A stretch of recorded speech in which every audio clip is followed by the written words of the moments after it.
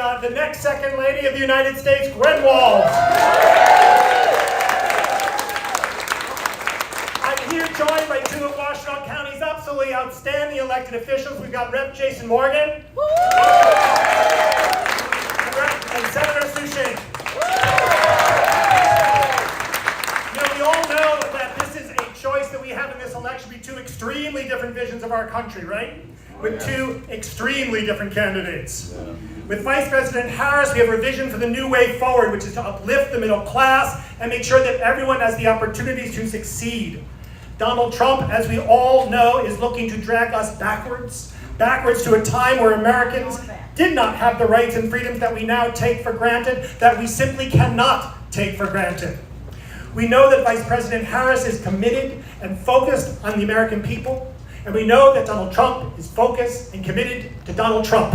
Yeah. That's right. Yeah. We have a choice, and you, by being here today, are part of making that choice. We all know that elections are won and lost on the ground. Everything that you do matters crucially. As an elected official, as elected officials, we know that people talking to people, folks knocking doors, folks putting out posts, folks talking with family members and neighbors, it is incredibly impactful, and it has the ability to turn elections.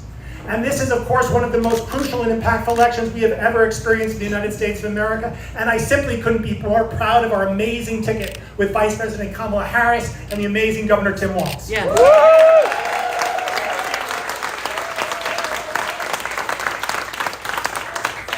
So in closing, I just want to thank you for everything that you have done, and been committed to working on our political system that has brought you here today. But crucially, I just want to thank you so much for what you're going to do now, between now and November 5th.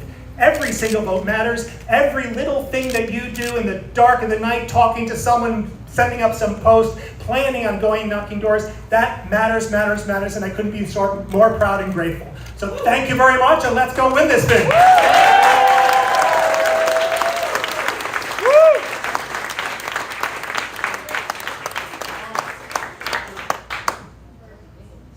We're close. You might be able to hear the motorcade. Pretend I'm still talking. And Excited going, everybody.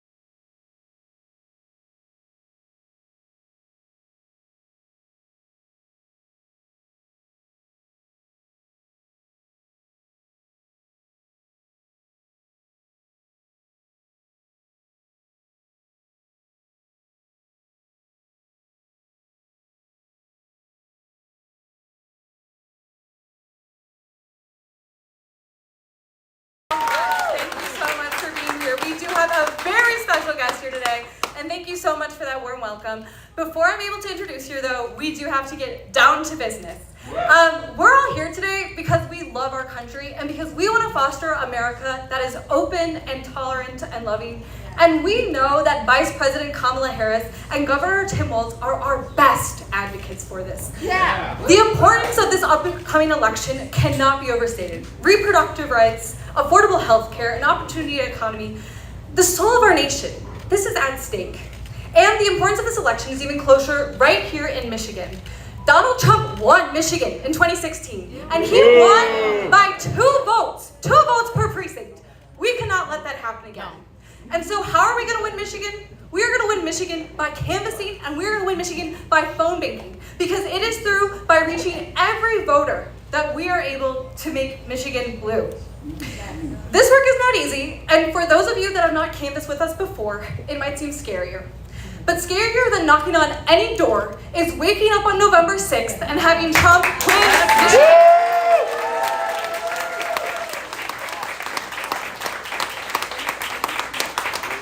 All right, this means I want to see you all sign up afterwards. Come find one of us part of the team. Thank you for those that have been a part of our volunteer base. We do have a lot of work to do. For those that have yet to join us, please come. We need everyone on board. And on that note, I would like to introduce a very special member of our team here today. It is truly an honor and a joy for me. She has been a public school educator for 29 years.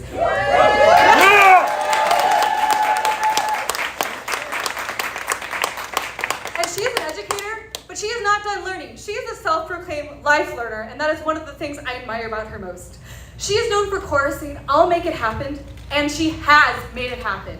In the policy areas of education, corrections, the intersection of those two, and in gun control legislation, she has shown that she works hands-on and that she seeks out innovative and feasible solutions. She has consistently listened to and advocated on behalf of constituents. We are so grateful for the fighting for reproductive rights that is making a stop here in Ann Arbor. Yes. And we are so grateful to the First Lady of Minnesota for being with us today. Please help me give a warm welcome to the First Lady of Minnesota, Gwen Walz.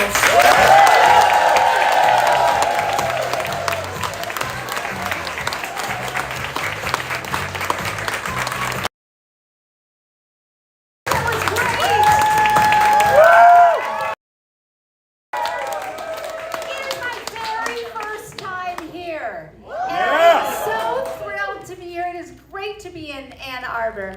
And even though my Golden Gophers are taking on your Wolverines this weekend, right? I am here as an Ann Arbor faithful. So thank you for that welcome, and thanks, Gabrielle, for your introduction.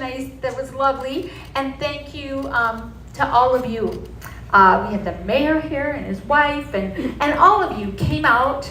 And our tireless volunteers, I know, who are going to keep Michigan blue, right? Yeah.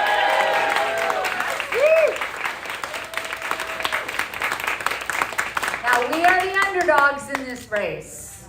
And we're okay being the underdogs, right? Because we know how to get this done. I know that we can win because we have a secret weapon, which is all of you.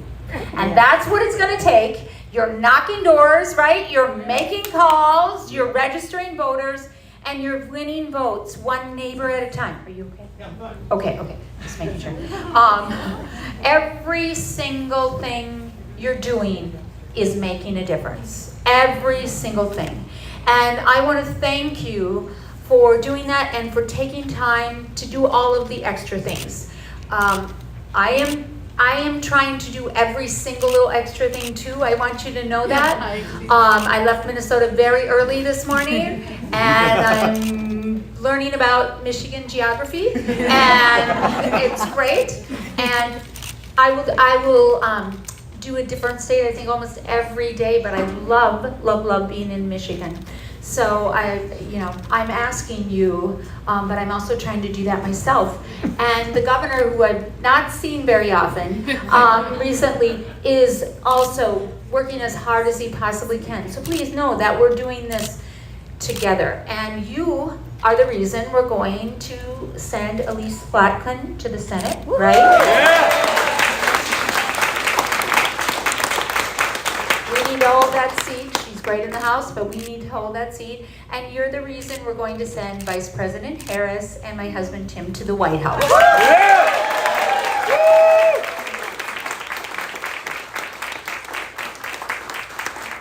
So let me say I'm really humbled to be doing this work along with you. And it wasn't very many weeks ago when I was in Minnesota knocking doors and making phone calls in my home state, right? That's what I do during election season. And then Tim got a call that was just a little bit different, but that was from Vice President Harris. And so my door knocking has been adjusted, and so is my phone calling. But I wasn't even home when he got that call, if you can imagine. I was speaking to the state superintendents who were all gathered together, and as that news was breaking, they were seeing that on their phones, right? And I'm like, we haven't gotten a call, and it just proves, I said, because I was losing my audience, and I just said, well, it just proves what teachers already know, I told them. There is nothing more important than the start of school. And so that's where I was when Tim got that call, and that's what I'm doing. That's what I was doing. But I have, since that time, been traveling all over this country. In just the last few weeks, I've been to Wisconsin, Arizona, Nevada, Georgia, North Carolina, and now Michigan. Wow. Yeah, right? Yep.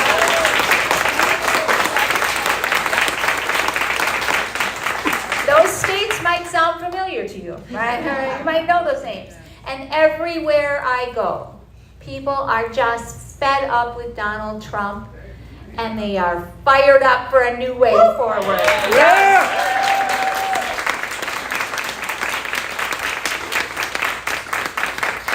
And everywhere that message that Vice President Harris and my husband Tim have about a vision for our country where everyone is included is really resonating, where everyone can get ahead and where everyone can chase their dream. Not just some people, but everyone. And I'm an English teacher, well, or former, right?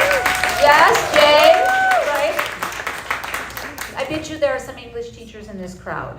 Yes, there are. Yeah, English teachers. We are the people correcting papers even in church. Yep. Yes. And we know that words matter. We all know that words matter. So when we say everyone, we don't mean some of us, right? That's a clarification and a distinction. We don't mean even only those who vote for us. Yeah. We mean all of us. And that is ultimately what this election is about. When you're out there talking to voters, I want you to ask them this simple question. Who is fighting for you? Because there is a very clear answer, and that is Kamala and Tim. They have spent their entire careers fighting for middle-class families like the ones they grew up in. Middle-class families like yours and mine. And they have plans to make our lives better and easier. And I think it's about time that we had that conversation, right? We want to have it easier to buy a home, easier to start or grow a small business, easier to afford gas and groceries and medication. But our opponents have a different approach.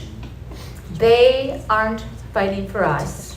They are only fighting for themselves and their rich donors and their extreme allies.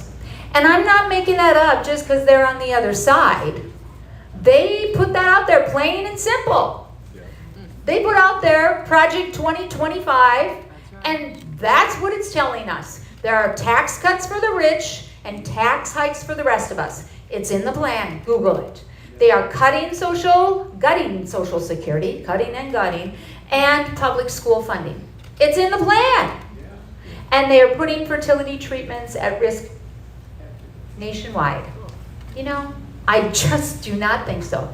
No. Right? No. I do not think so. So right here and right now, we have a chance to just turn this page. Now, how many of you watched that debate? Yes! I am just going to say this. She crushed him. Yeah. speech and debate coach, so, right? And I didn't even need those skills to understand that she crushed them. And I loved watching what she had to say, because she was for something. But she had this part where she said, I'm going to turn the page. Do you remember this part? I loved that. Thought that maybe because I'm an English teacher in the books and I turn the page, I don't know. But I thought it was so great. And she did that for us. She turned the page. And I thought, I think we all can do that. So will you with me turn the page? Yes. Yeah. Turn the page like Kamala Harris showed us how to do. Yes. We are turning that page on Donald Trump. We are turning the page on J.D. Vance. We are turning the page, Ann Arbor, right here. Aren't we? Right here. Right now. Turning that page. Yes, we are. So I'm going to be watching you from wherever I am. And when you are out there working or there are meeting cameras or whatever, we are going to have our secret signal, which is we are turning the page. We are turning the page. It's a deal. So you watch me and I'm watching you, because this is how we do this together, by turning that page. And what happens when we turn that page? Well, we have a new way forward, right? And that's what Kamala and Tim are saying to us. But before we leave this turn the page thing, as I was doing that and seeing if I could put that into my remarks, I thought, that looks a little bit like, bye-bye. So when we do that, we can say, bye-bye, Donald Trump, right? You can do that with me. Bye-bye, Donald Trump, and so long, J.D. Vance. We are turning the page. Bye-bye, right? We are turning the page. And we are choosing a new way forward.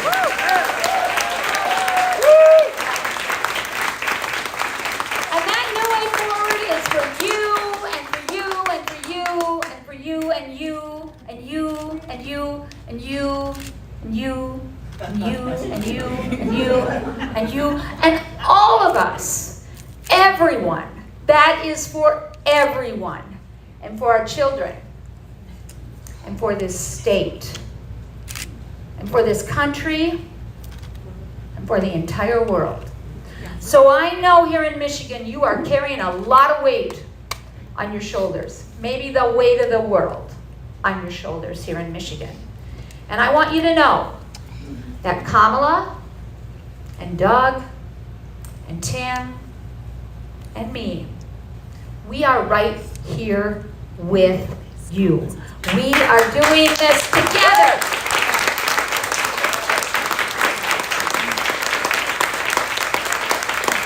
It's the only way. It is the only way it is together.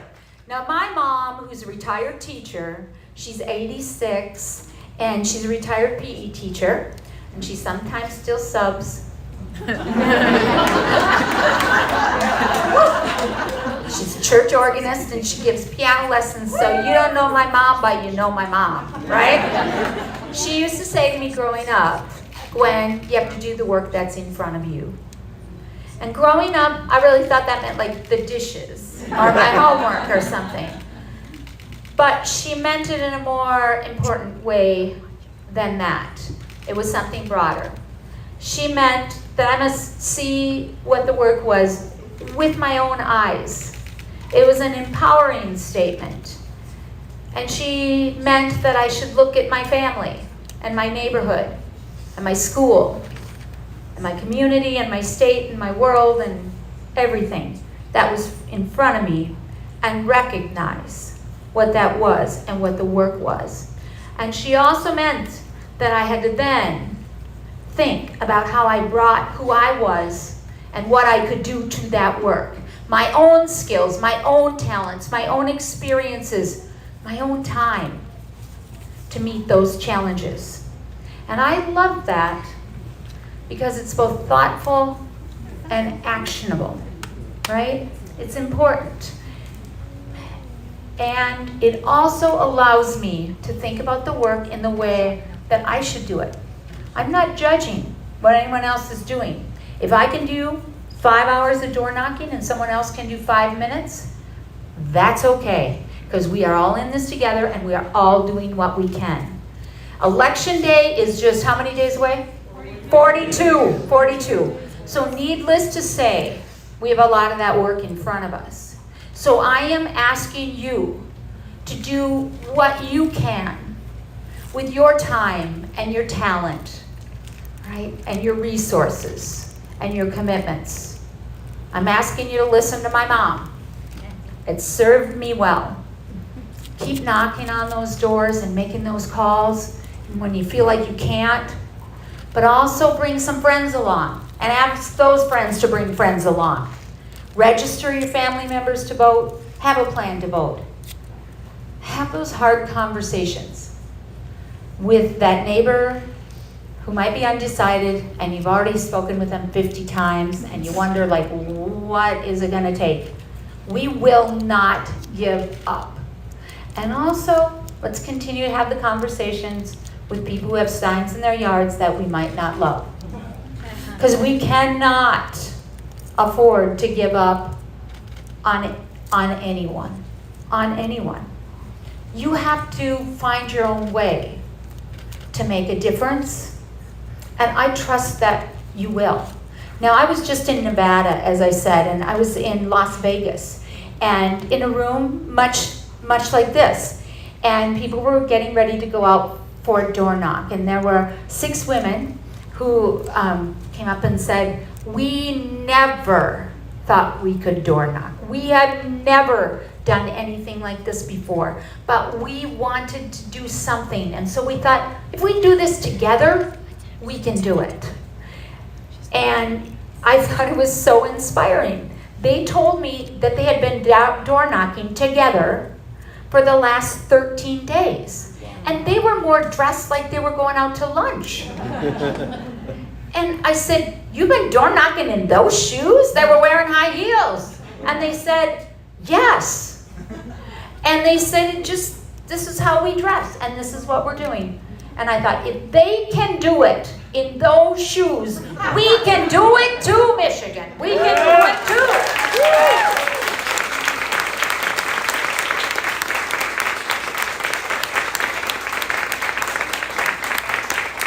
That was over a week ago, and I bet you they are up to 20 because they said they were door knocking every single day, and they were committed to one another.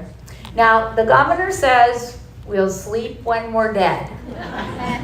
I am more moderate.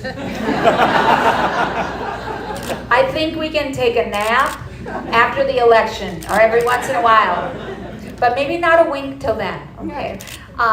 We all have this power to choose a new way forward, but we will not make it happen unless each and every one of us does this together with every single part we can do. It is within our grasp, but we have to fight for it. And we're going to have to fight in every way that we know how. And I think you are ready to do that.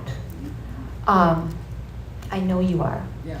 Now, I'm leaving some cookies here, I think, with Carla. Did we have some? Oh yeah, I have a couple of those bags of cookies because when I have people at the Minnesota governor's residence, I like to make those and serve them before they go out in the cold Minnesota evening as they're leaving. Or it's my great-grandmother's recipe. As a gesture, I feel like from our family to your family. So the other weekend we made 1,500 of them. And so then we just, before I come to Michigan, then I just, bake them the night before, right? And take the little dough balls out of the freezer and then bake them and then bring them to wherever I'm going next. So I know there's not enough for everyone, and we're going to post the recipe, but I wanted you to know that that's how I feel about the work together. So if maybe you can't door knock or phone call, then maybe just make cookies for somebody who is door knocking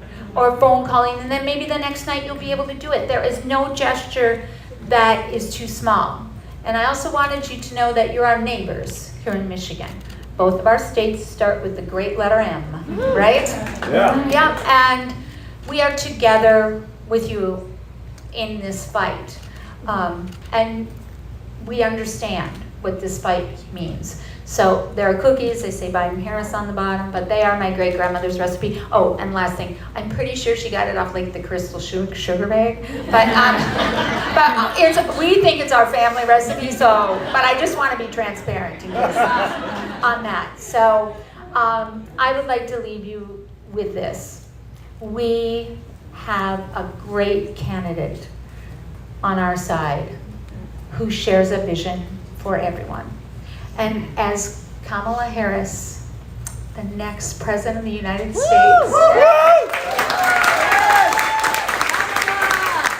I'm going to say it again, Kamala Harris, the next president of the United States. She says it all because she says, when we fight,